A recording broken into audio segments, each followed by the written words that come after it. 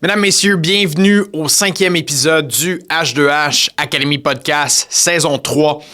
Aujourd'hui, on adresse les ventes internes versus externes.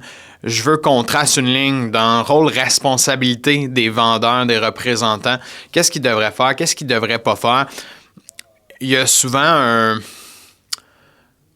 réflexe de donner plein de choses à faire aux vendeurs. On dit, tu vas t'occuper des leads d'entrée, tu vas t'occuper de répondre aux médias sociaux, tu vas t'occuper aussi appelle des clients, fais du cold call aussi en même temps. Puis quand tu n'as rien à faire, déplace-toi, va cogner à des portes. Puis on lui demande souvent de passer le balai entre tout ça dans le magasin. Il faut faire attention à comment on responsabilise nos vendeurs. J'explique. Plus on donne de tâches, de responsabilités, d'actions à faire, plus la courbe d'apprentissage va être longue.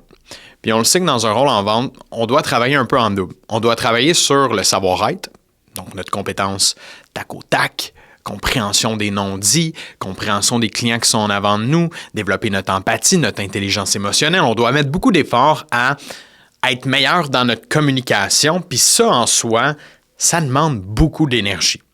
Puis quand on fait ça avec plein de types de clients différents, avec plein de portes d'entrée différentes, il faut qu'on change en même temps notre savoir-faire. Fait que là, avec lui, il faut que je travaille de même. Avec celui-là, c'est pas la même affaire. Avec celui-là, c'est pas la même affaire. Donc, quand que je demande à un vendeur d'apprendre plusieurs produits, plusieurs services en même temps, quand je lui demande d'apprendre plusieurs scripts, plusieurs approches, de travailler avec différents types de clients, je lui demande de travailler en double, puis en triple, puis en quadruple à toutes les fois, pendant qu'en même temps, il travaille à améliorer sa façon de vendre lui-même, puis d'être bon auprès des clients. Parce que tout le monde veut toujours s'améliorer là-dedans. Donc, pourquoi je parle de vente interne, vente externe, c'est que je veux commencer par faire une nuance que c'est des rôles normalement qui ne devraient pas être mélangés ensemble, puis on va aller voir c'est quoi ces rôles-là. Fait que pour commencer, vente externe, c'est quoi? C'est un représentant des ventes qui normalement va faire de la prospection. Donc, il ne va pas appeler des leads qui sont intéressés déjà. Il ne va pas appeler des clients existants à l'entreprise pour prospecter à travers une base de clients qu'on a déjà ou qu'on a déjà eu. Il va aller prospecter ou il va faire des activités de développement des affaires envers une clientèle qui n'existe pas encore chez nous. C'est des clients qui achètent ailleurs à nos compétiteurs. C'est des clients qui ne connaissent pas encore notre produit, notre service, notre valeur. Ils ont besoin d'éducation peut-être pour acheter chez nous. Donc, on a un rôle ici d'un représentant externe qui, lui, a pour force de bâtir des relations, de faire comprendre aux gens la valeur du produit et du service, comment c'est important d'avoir ça peut-être pour eux dans leur quotidien, dans leur business. Peu importe, B2C, B2B, it's all the same. Donc, le représentant en vente externe, il y a déjà beaucoup de jobs à faire, puis il y a déjà beaucoup de pression parce que faire de la prospection ou du démarchage, c'est probablement la job la plus énergivore en vente. Parce qu'on se fait dire non 90% du temps ou plus. Donc, faut vraiment se focusser sur notre approche, notre méthode, notre savoir-être. Il faut travailler beaucoup sur nous. Il faut travailler beaucoup sur comment on réagit à notre attitude, à notre mindset pour être bon puis arriver à avoir des résultats. Il faut travailler sur l'approche. Il faut travailler sur le client cible, mieux le connaître, mieux comprendre ses enjeux, mieux comprendre le produit, comment il va régler les enjeux de ce client-là. Il y a déjà beaucoup, beaucoup de travail à faire. Donc, un vendeur, je veux dire, aux ventes externes, un représentant, on veut minimiser ses responsabilités, puis on veut qu'il devienne excellent à faire ce qu'il fait, point. Pas à exceller avec tout le reste, les clients intéressés, les autres référents. On veut qu'il soit bon là-dedans. Puis parenthèse, on veut bien le rémunérer pour faire ça. Si c'est la même rémunération pour ton représentant aux ventes externes qui développe la clientèle que celui aux ventes internes qui travaille avec les clients déjà bien intéressés, tu te trompes. C'est pas juste et cette personne-là va pas aimer son rôle parce qu'il va dire c'est bien moins payant, j'aimerais bien mieux faire la job de l'autre à côté. Lui, il gagne 2 fois comme moi pour faire bien plus facile que moi. Ça fait pas de sens. Donc, normalement, ton représentant externe est très bien payé pour aller chercher des clients qui n'existent pas encore chez vous. Il y a différentes façons. Là, je donne des indices rapides, là, mais souvent, il va avoir sa commission de base ou des fois salaire de base, tout dépendant si c'est quoi le rôle, si c'est un long cycle de vente, etc. Mais il va avoir ses commissions de base, puis il va avoir un bonus d'incrémentation pour du développement de nouvelles business. Donc, le fait que c'est, par exemple, justement, des clients qui n'existent pas, Ben, des fois, on est prêt à payer 2000$ pour un client qui n'existe pas en marketing. Ben, on va lui donner à lui ce 2000$-là. Là. Donc, il faut qu'il soit vraiment bien rémunéré pour faire ce rôle-là puis qu'il soit mobilisé à devenir excellent à le faire. Donc, représentant en vente externe, ce qu'on veut qu'il fasse, c'est 3 choses normalement. On veut qu'il fasse de la prospection. Donc, il sollicite des gens qui ne connaissent pas nos produits, nos services. On veut qu'il traite son CRM. On veut qu'il soit excellent à faire ses suivis, mettre des notes, faire des rappels. On veut qu'il soit super organisé là-dedans parce que sinon, il va laisser plein d'opportunités au vidange. La prospection, ça passe avec l'organisation aussi. Et finalement, on veut qu'il présente des offres de services aux clients puis qu'il convertisse des clients. On lui demande ces 3 choses-là. Si tu lui demandes, en plus de ça, de répondre au téléphone, si tu lui demandes en plus de ça, « peux-tu t'occuper de tel genre de client? Peux-tu faire ça pour moi? » C'est toutes des actions qui peut-être font du sens pour toi en ce moment, mais ce sont des actions qui vont nuire à son développement à lui. Ce sont des actions qui vont le ralentir dans sa courbe d'apprentissage de représentant externe, de cold call, peu importe ce qu'il fait.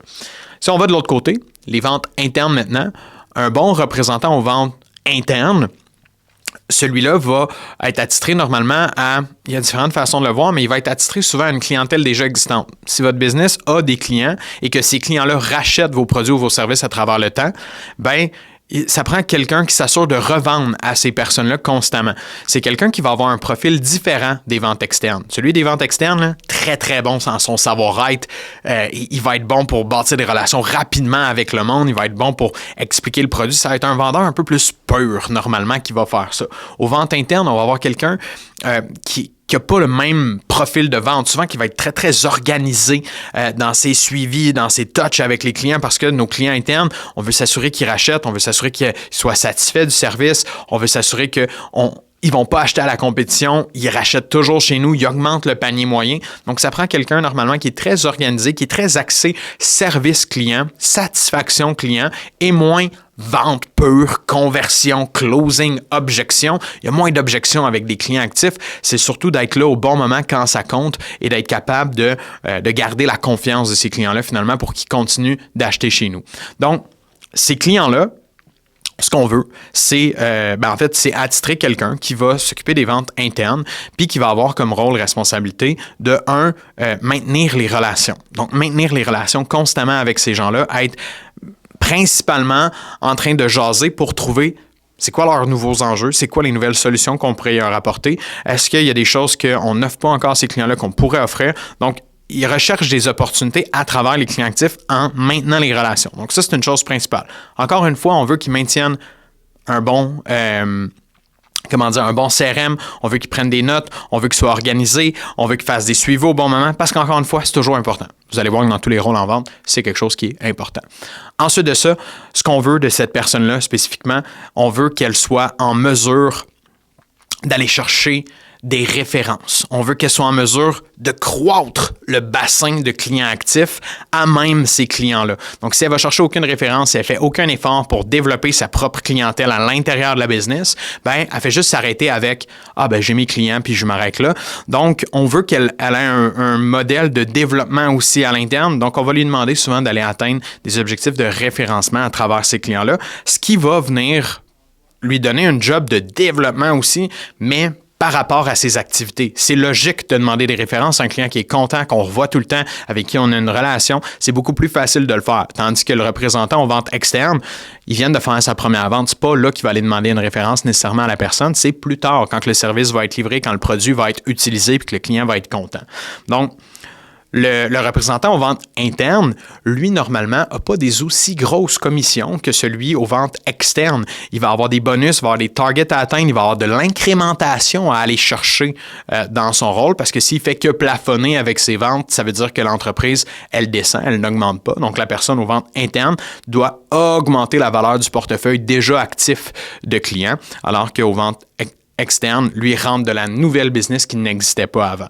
Donc, de bien définir ces 2 départements-là dans votre business va venir mettre de la clarté un peu dans comment vous gérez votre département des ventes, puis va vous permettre de prendre des meilleures décisions quant à « Oups, ça nous prendrait peut-être telle personne ». Puis je donne un exemple.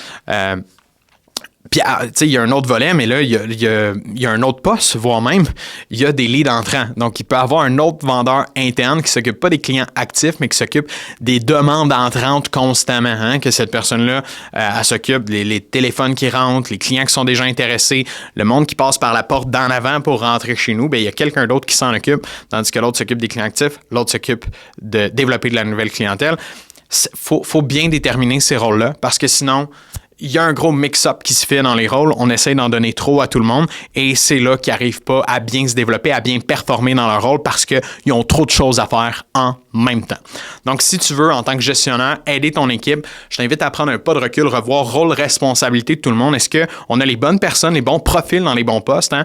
Un vendeur pur à la représentation externe, c'est parfait. Un vendeur plus structuré, organisé, plus axé sur le service client, ça va être mieux avec des clients actifs. Il faut assurer d'avoir les bonnes personnes dans les bonnes chaises. C'est super important. Donc, si tu as aimé cet épisode-là, je t'invite à like, subscribe, whatever you need. N'hésite pas à nous écrire. On est toujours là pour répondre à tes questions et t'aider dans ton département des ventes.